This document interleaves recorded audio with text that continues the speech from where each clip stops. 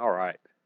Let's go ahead and get started. We're going to be in First Samuel, right at the tail end of First Samuel. We're going to kind of wrap up chapter 29 and get into 30, 31, and go ahead and hopefully get into Second Samuel here today. If you're visiting with us, we've been the past about month and a half. We've been going through the entire book of Samuel, starting with First Samuel. Now we'll finally get into Second Samuel, and of course our one of our main characters we've seen his entire arc start off okay, start off pretty well, and now we're going to get to the end of that arc and finally get rid of Saul here in a pretty inglorious way. If you remember from last week, I don't have mine, so I get to look over here. If you remember from last week, we wrapped up, and we're these last several chapters kind of all occur at the same time, and we're not going to be necessarily exactly in chronological order. We're going to kind of focus on Saul, and then come back to David, and then Saul again. But these are all just happening within a few days of each other. We saw David back in chapter 29.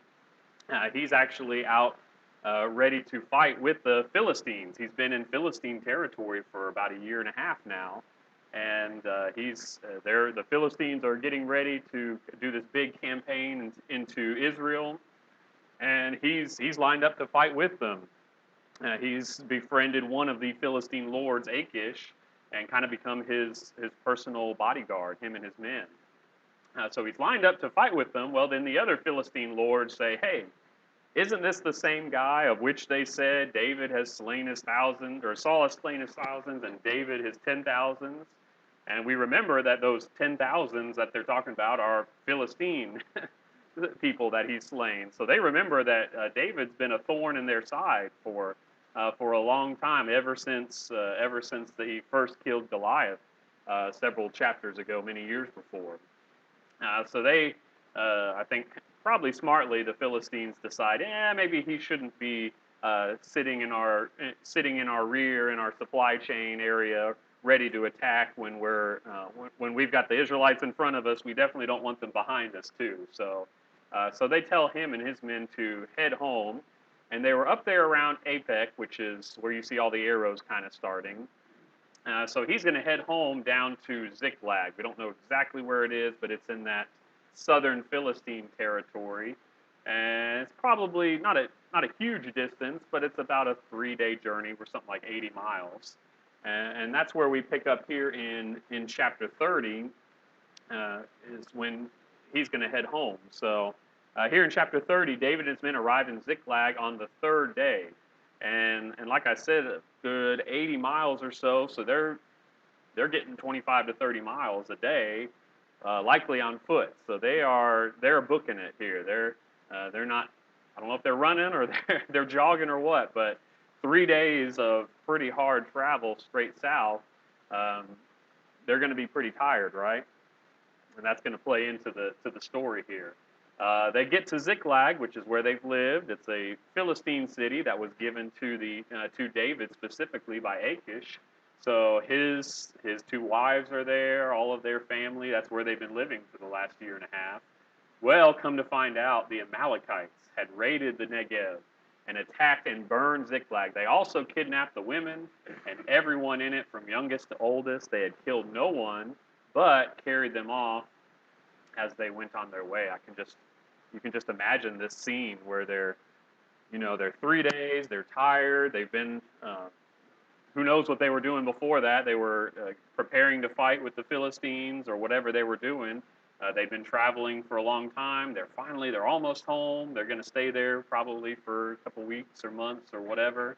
They're excited to get home, and then you get within a mile or two of Ziklag, you probably start to see that the smoke coming up from the city, and you can tell the difference between a burning city and just smoke from a fire, right? You know, in that last couple miles that something's up, and I could just imagine the scene of everyone.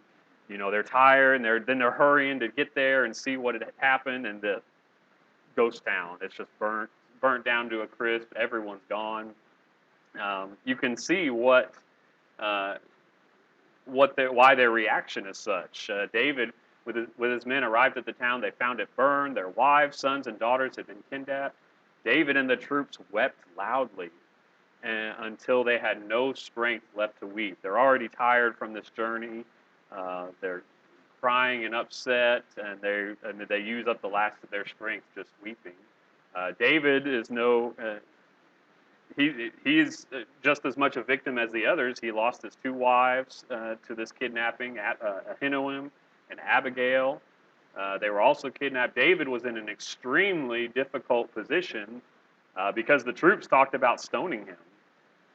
They were all very bitter over the loss of their sons and daughters. So the troops are mad. They've been following David all the way up to go to fight in this battle, and then he comes back, and they forgot to, I guess, leave some troops back with their people. They've got this great defeat. It's probably one of the lowest points in David's life. He's lost. He doesn't know what happened to him. I would assume they're all dead. To tell you the truth, I wouldn't assume that any of them are alive, or very few of them are alive. I would assume they were all dead, and that's probably why they're so bitter. And I love this. Periodically throughout the text, we've seen David finding strength, either through Jonathan coming and strengthening him in the Lord, or when he visited the priest at Nob, and they needed some food, so he was strengthened by the bread of the presence. Well, now David finds strength in the Lord his God. He's clearly sad. He's clearly upset. I would be too. But he rallies himself. He finds strength, and he even when his troops were ready to kill him, ready to stone him. Pretty low moment, but David found strength in the Lord his God. So what does he do? He asks God. He goes to the priest that's with him, Abiathar, bring me the ephod. So Abiathar brought it to him, and David asked the Lord, should I pursue these raiders? Will I overtake them? Why is that such an interesting thing that he asked the Lord, should I pursue them?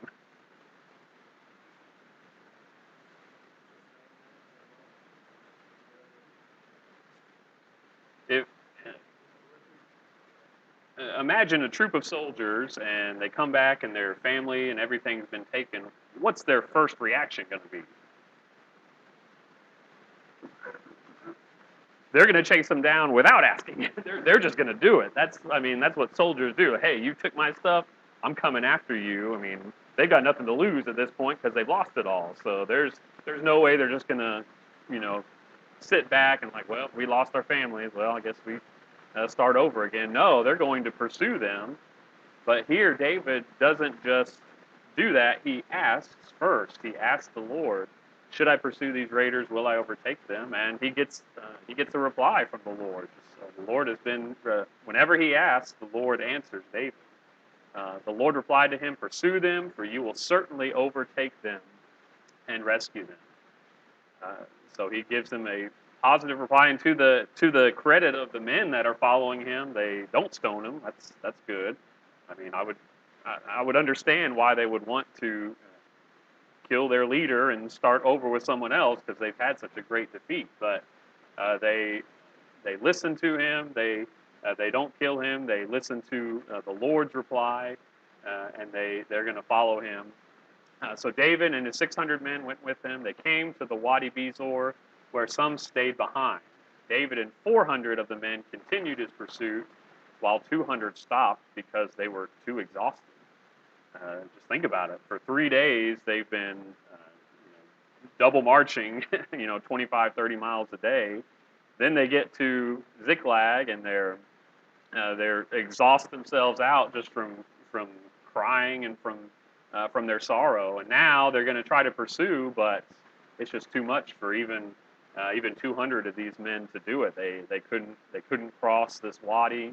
It was just they were too exhausted. They had to stop and rest, and they knew that time was limited. If they didn't pursue quickly, then the Amalekites might get away. So they couldn't stop, but they just couldn't go anymore. So 400 are able to continue, but 200 were too exhausted. So remember that. That'll kind of come into play here in a little bit. David's men find this Egyptian. He's basically been left behind by the Amalekites. He turns out to be a servant of the Amalekites, a slave of one of the Amalekites, and he got sick, and they just left him behind. They were heading back home or running away from the raid, so they didn't want to. They weren't going to stop for one slave and help him recover, so they just left him behind.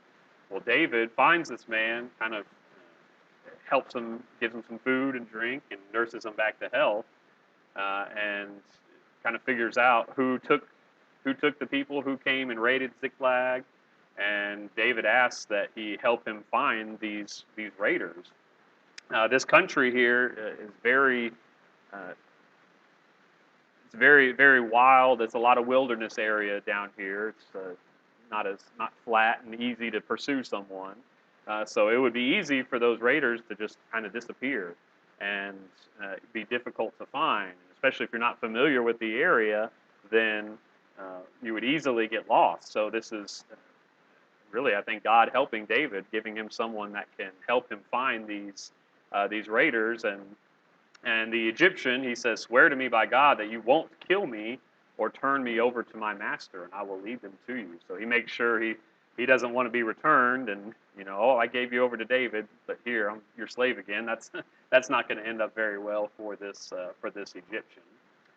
So he does just that. He leads them, and there were the Amalekites spread out over the entire area, eating, drinking, and celebrating because of the great amount of plunder they had taken from the land of the Philistines and the land of Judah. So David sees them eating and drinking and everything, and David slaughtered them from twilight until the evening of the next day. None of them escaped except 400 young men who got on camels and fled. Kind of interesting. I guess, what can we imply by that statement? None of them escaped except for 400. Yeah, you can imply that this isn't a group of 500 men there. You wouldn't say none of them escaped except for 80% of them. 400 must be a small chunk of this army that escaped. Then you can say that. This was only 10% of them escaped. Then you could say this statement. So, assuming that's 10%, so they're a force of 4,000 men. Well, how many does David have? 400. So his 400 was probably outnumbered at least 5-1, 10-1, and they're exhausted. They've been pursuing him for at least a day or so. After a 3-day journey of 80 miles, give or take, so much so that 200 of David's men couldn't even continue the journey. It's kind of I get a lot of Gideon vibes here. How Gideon started with 30,000, and then the Lord said, "That's too many. So let's go drink down by the river, and we'll decide. Okay, we'll kind of wean that down to eventually 300 men." I mean, 600 would have been a tough fight, even not thinking about God in this instance, but 600 against 4,000, 5,000, that would have been a tough fight anyway. And then God makes sure that 200 less. So he's down to 400 here.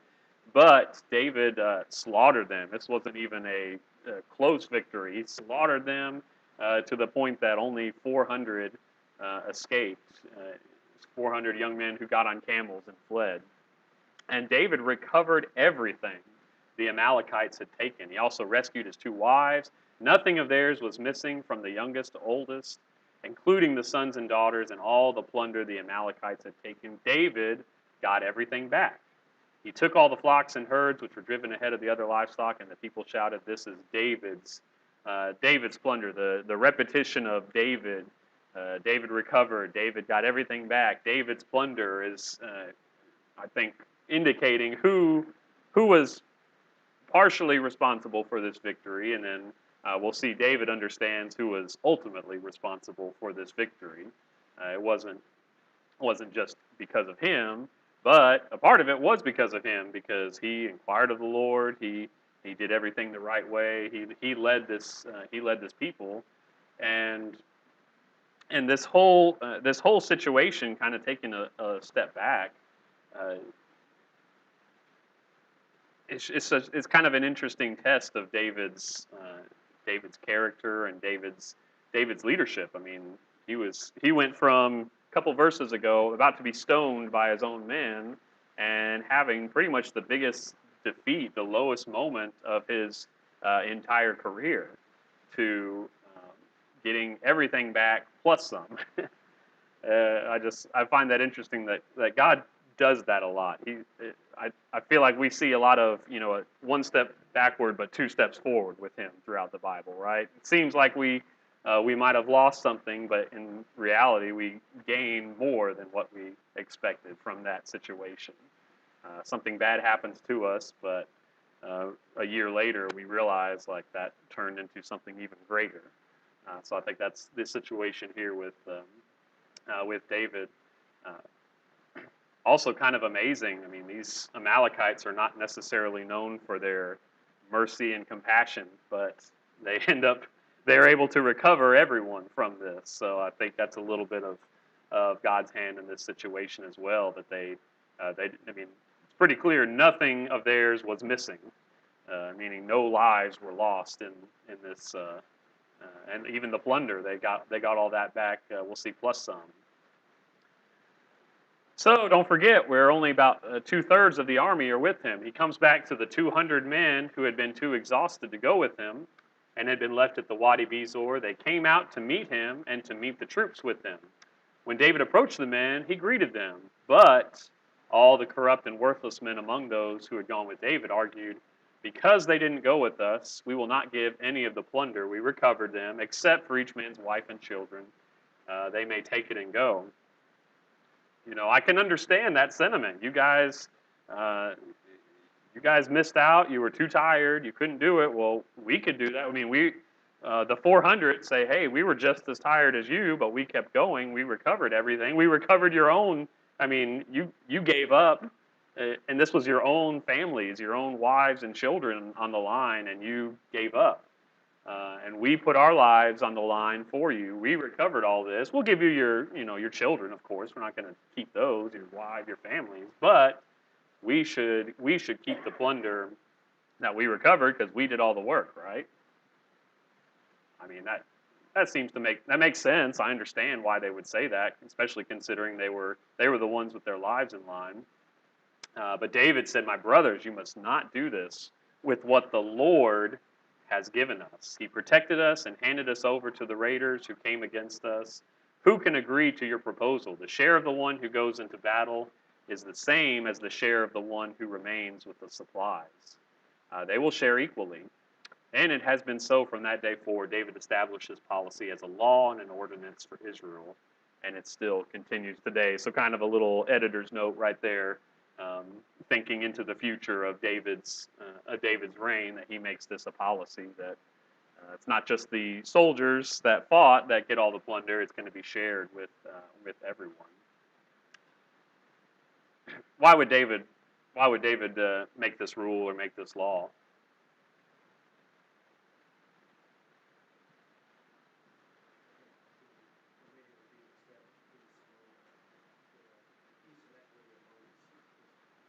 Yeah.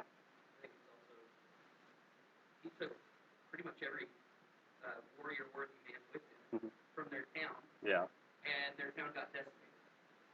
So he's establishing a law that allows some incentive for people to stay behind and protect as much as it is to fight. Oh yeah, definitely. I mean, I think we can all see the wisdom in this law, and just the spiritual wisdom. I mean, he sees that this was not a victory because of him and the might of his 400 men. This was what the Lord had given to them. So how can we keep back and not share what the Lord has given to us in riches and wealth, physical wealth, and even I think there's spiritual applications there. How can we be given the knowledge that we have of the Bible and the Word of God, and not share that, and not spread that to our neighbors? So he sees that this was not his victory alone. This was the Lord that gave them. He was the one that protected us, handed us to the raiders who came against us. Who can agree to your proposal? So So you see the wisdom in this. I mean, it definitely, uh, clearly the 400 men that didn't get the full share of the plunder, they got their, an equal share with the other 200. They weren't that mad. They still got a lot. So but you can imagine what would have happened if he didn't make this policy and he said, sure, well, that 200 would have gone the other way. He would have lost a lot of credibility as a leader, and he would have still been a leader maybe of the 400, but we saw what they're described as, the corrupt and worthless men that were with him. So he's remembering that he's acting more like a king instead of a general here. He's starting to establish his leadership credentials with this, and even beyond that, in verse 26, when David came to Ziklag, he sent some of the plunder to his friends, the elders of Judah, saying, "Here is a gift for you from the plunder of the Lord's enemies." He sent gifts to those in Bethel and Ramoth of the Negev and Jatir, to those in all these other places. All these are all Judean towns in that area. Which, remember, these are some of the towns. It wasn't just Ziklag that the Amalekites had raided. It was all of these towns in the area. So this was partially just giving back what they had lost, um, uh, but these are also places, back down in verse 31, these are the places where David and his men had roamed. So he's paying them back a little bit for, a lot of them taking care of David over these past years. And why would this be an important gesture by David, especially at this moment in time? More good favor for Israel. Building more good favor. It's kind of perfect because at this point, I mean, this is in parallel with Saul about to get killed in the next chapter, but he doesn't know this at this point. So he is, again, he's acting. We see that David's political skills and relationship skills are pretty good. As mentioned, he's already got a pretty good spy network. So he finding out information that he needs. That's definitely something that a king would or a ruler would need. And now he's what better way to make friends than to send them a bunch of spoils and plunder? It's at this point that you really see David unifying the nation of Judah. Up until this point, even during Saul's reign, they still thought of themselves as tribes and as individual cities, and so there wasn't this, one homogenous nation of Judah or Israel. They were still very much divided. But you have David really bringing them together. Mm-hmm. And even the men of the tribe of Judah, we saw the Ziphites several times were a Judean area, and they gave him up to Saul. So there's still, even amongst his own tribe, it's not just, oh, you're a Judean or you're a tribe of Judah, so we're your friends. It's not even his own tribe was completely united around him. But it's things like these that are going to help him out. Yes.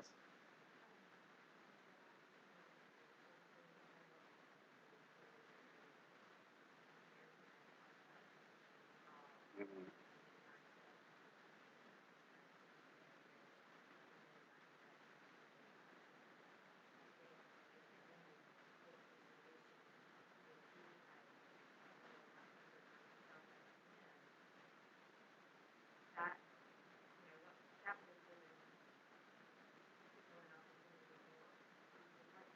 Yep.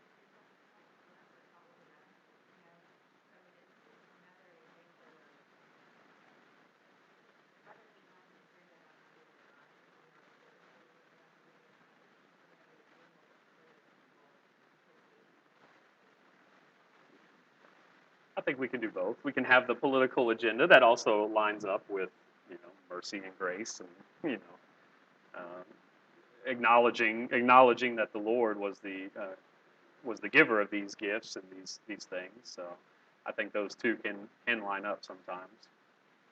All right, so takes us to chapter 31. So we're probably going a little bit back in time, a few days at this point from the end of chapter 30. But again, this is all taking place about the same time. We're going back to that battle that David and his men had left, which I think a big reason why why we have all this is to show that David was nowhere near this battle when Saul was killed.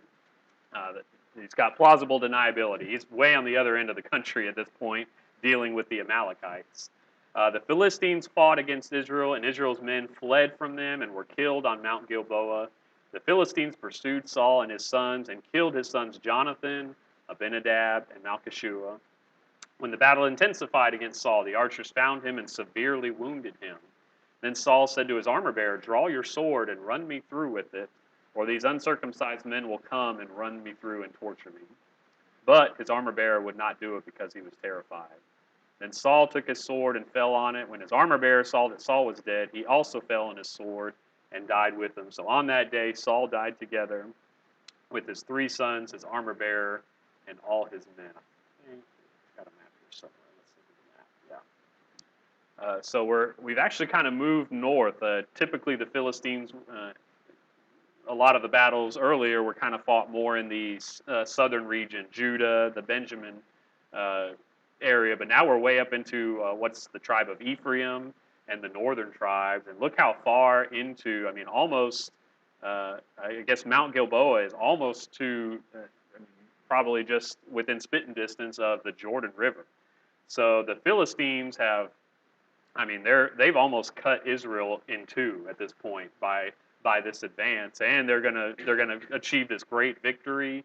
So I mean, this is probably the nicest, most lush region of Israel in this northern area, and the Philistines are pretty much in control of all of it. So Israelite territory is probably limited now to the tribe of Judah, the Transjordan side on the right, and then maybe some other areas in the north. But the Philistines, and remember, why was Saul even appointed as king? What was one of the reasons? Who was he supposed to deliver the Israelites from? The Philistines, right? And he had some earlier success, but now at the end of his reign, I mean, I think things are worse than when he even started.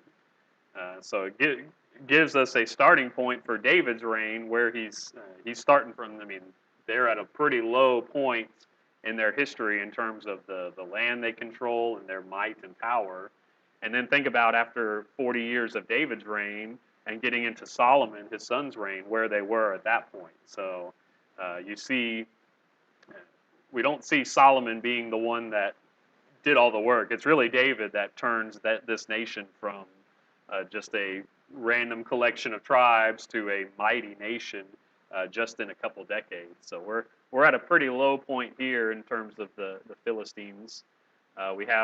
Remember, Saul just spent the night over at the house of the witch of Endor, and you can see that on that bottom, I guess at the top of the square there. And then he's going to fall there at Mount Gilboa. And of course, we saw that it was his sons. All three of his sons were killed, including Jonathan. Why would this be important for David going forward?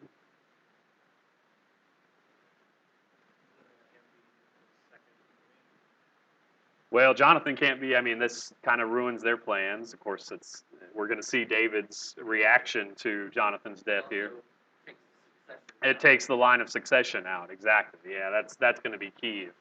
If Saul's killed, I mean, that's great. But if he's got several sons, then they're going to be the natural successors to the kingdom. And we'll see that there's still going to be one son left that's not mentioned until a couple chapters from now, and he hadn't been mentioned before like these guys. So we tend to think maybe like a concubine's son or something. You know, a less legitimate, but still probably more legitimate. I mean, at least he's a blood son of Saul, but even he's going to have a claim to the throne for a little while, Ishbosheth, in a couple chapters. But the main claims to the throne are all going to be taken out here: Jonathan, Abinadab, and Malchishua, which actually is probably not great for David. If Jonathan had been the only surviving son, they would have made him king. And I mean, we've already seen how Jonathan felt about David. He would have allowed David to become king, and he would have been his right-hand man. And probably probably would have avoided the civil war that's going to happen into the next chapters. But that's not how it happened. Saul gets wounded. He wants his armor bearer to take him out. And why won't his armor bearer do it? He's scared. Yeah.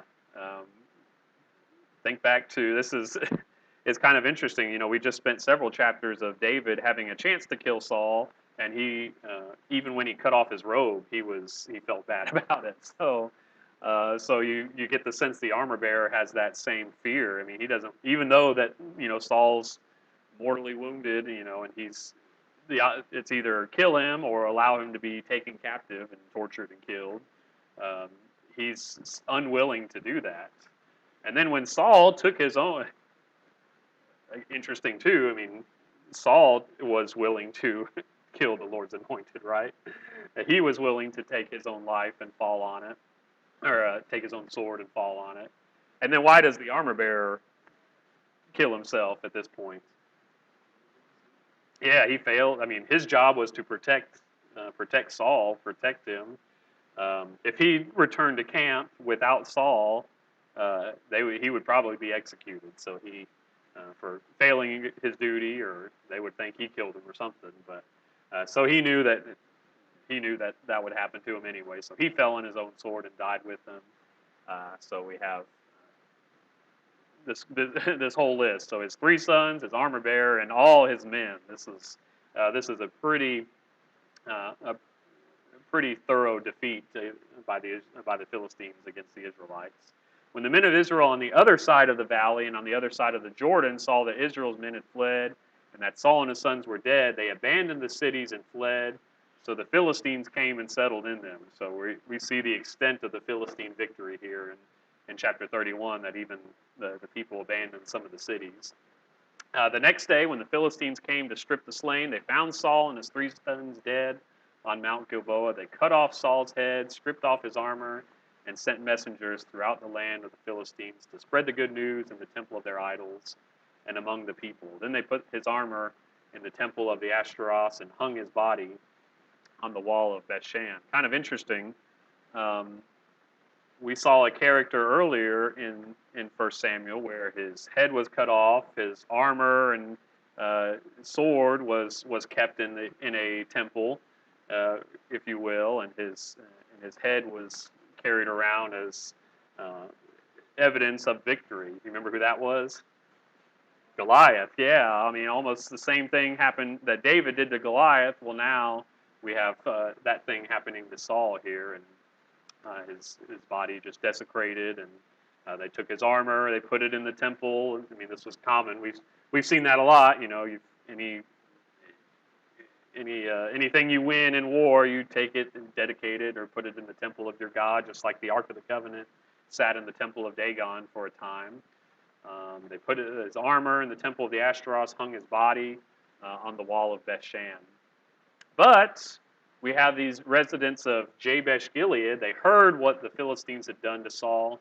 All their brave men set out, journeyed all night, and retrieved the body of Saul and the bodies of his sons from the wall of Bethshan. And they arrived at Jabesh. They burned the bodies there. Afterward, they took their bones and buried them under the tamarisk tree in Jabesh and fasted for 7 days. What's the history of the men of Jabesh Gilead? What's their relationship with Saul? He saved them from the Ammonites, the Nahash. This was way back at the beginning of Saul's reign. And you remember there's even more history before that. It was the men of Jabesh Gilead that were, the town was pretty much destroyed and the people killed except for the women. They took the women way back in the book of Judges and gave them to the Benjamites so that Benjamin wouldn't disappear. They had almost wiped out all of Benjamin, but they gave them to the Benjamites. So there's a relationship between Jabesh Gilead and the tribe of Benjamin. Saul appeals to that when he rallies everyone to go save the city of Jabesh Gilead against the Ammonites. And now the men of Jabesh Gilead obviously they owe a debt to Saul, so they risk their own lives just to get his body and retrieve it and take it back. and it was still, I guess, it was desecrated in such a way that, if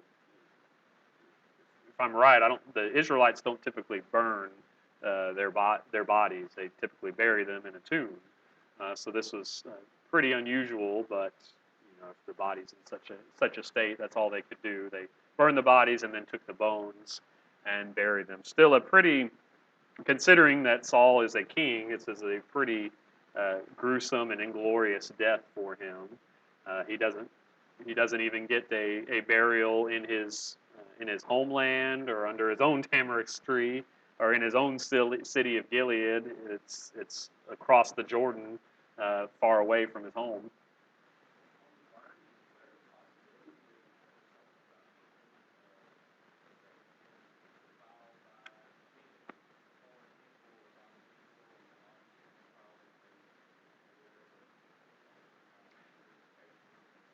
That could have been. I hadn't even crossed my mind. That could have been it. And I mean, they were willing to. They would have been ceremonially unclean by touching that body. So they were. I mean, obviously, dead bodies have to be touched at some time. That was fine, but maybe that has something to do with the fasting for 7 days. They had to cleanse themselves in that ceremonial sense. So yeah, there could be some other keys in there that I just didn't catch on. But we finally kind of wrap up Saul here. Just such an interesting arc that he has. And again, we've mentioned how he's supposed to be just juxtaposed against David. And even in his death, we'll see when David dies, he's mourned and he's buried, and much more glorious death than anything Saul could do here. He can't even. He's willing to kill himself. That's just not the type of death you would want. Who's actually, it's kind of is another parallel to the Judges. Whose death does Saul's remind you of in the book of Judges? So he's wounded, and he doesn't want to say that someone killed him. He wants his armor bearer or someone to kill him himself. Remember Amalek, the son of Gideon, kind of a wicked. We put him with the judges, but he really almost became a king in a sense. But he was fighting, and the woman threw a millstone over the side of the wall, and he wounded him enough that he wanted to take his own life. So Abimelech is not known as a great leader, and now we have Saul kind of getting killed off in the same way.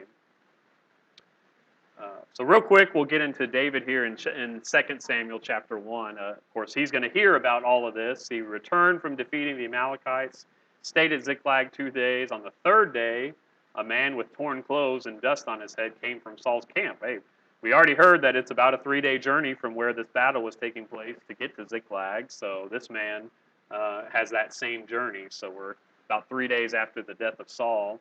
When he came to David, he fell to the ground and paid homage. David asked, "Where have you come from?" "I've escaped from the Israelite camp," he replied. "What was the outcome? Tell me," David asked. "The troops fled from the battle." He answered, "Many of the troops have fallen and are dead. Also Saul and his son Jonathan are dead." David asked the young man who brought him the report, "How do you know Saul and his son Jonathan are dead?" "I happened to be on Mount Gilboa," he replied, "and there was Saul leaning on his spear. At that very moment, the chariots and the cavalry were closing in on him. When he turned around and saw me, he called out to me, so I answered, 'I'm at your service.' He asked, 'Who are you?' I told him, 'I'm an Amalekite.' Then he begged me, 'Stand over me and kill me, for I am mortally wounded, but my life still lingers.' So I stood over him and killed him, because I knew that after he had fallen, he couldn't survive. I took the crown that was on his head and the armband that was on his arm, and I brought them here to my Lord." What do we think about that story? Just right off the bat. Anything jump out at you, or any flaws, I guess, in this man's story? Obviously, it's different from the account we saw at the end of 1 Samuel in chapter 31. To me, even if you didn't know what happens next with David, I think there's already kind of some flaws in his story. It mentions that the chariots and the cavalry were closing in on him. what's this guy still doing there? If he's closing in on Saul, I'd be running. I'm not gonna. I mean, it seems like this is not the best time to be sitting there. And then how would he, if Saul couldn't escape, how would this Amalekite escape from this? He takes credit for killing Saul. Yeah, he takes the credit for killing Saul. We don't see previously. Yeah, so Saul just fell on his own spear and died, and then his cupbearer did the same. Right? yeah, the armor bearer wasn't willing to do that. So clearly, two different versions of what happened. So obviously, there's someone's not telling the truth, either the writer of First Samuel or this Amalekite. And I think even we can see maybe some flaws in this story. Verse 10. So I stood over him and killed him, because I knew after he had fallen he couldn't survive. I took the crown and I brought them here to my Lord. Clearly, he's thinking, ooh, maybe I can bring good news. I can bring these tokens here, and David's going to be happy with me. And David tore his clothes, or took hold of his clothes, tore them. All the men with him did the same. They mourned, they wept, and fasted until the evening for those died by the sword. For Saul, his son Jonathan, the Lord's people, and the house of the Lord. This is he's mourning for all of these. Then David inquires, "Where are you from?" "I'm the son of a resident alien. I'm an Amalekite." And here's where something bad's going to happen. Verse 14. David questioned him, "How is it that you were not afraid to lift your hand to destroy the Lord's anointed?" The armor bearer was terrified, right, to do that. David would not do that. But this man, this Amalekite, is more than willing to do that. So he says, "Come here and kill him." The servant struck and he died. For David had said to the Amalekite, "Your blood is on your own head, because your own mouth testified against you by saying, 'I killed the Lord's anointed.'" He said it himself, "I killed Saul." So it's an admission of guilt. So the blood is on his head. Why would this be important for David to have this reaction and have this man killed?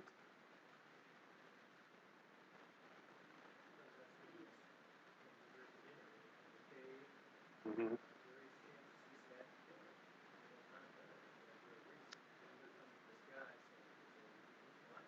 Even if not only that, but you can see the people twisting the situation and saying, David ordered this guy to go kill him. yeah, or he was at least happy about it. Yeah.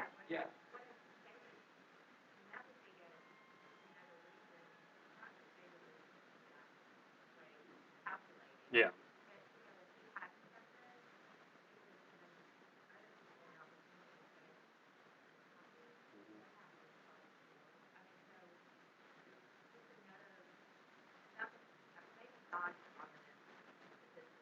Yeah. It's a very public thing that was done, and we won't get to read it, but we have a little. It's called the Song of the Bow, and he writes this song to honor Saul and Jonathan as a way of another public way to show that he was not happy that Saul died. He had no part in that. So make sure to read that, and then we'll pick up in chapter 2 on Wednesday. Thank you.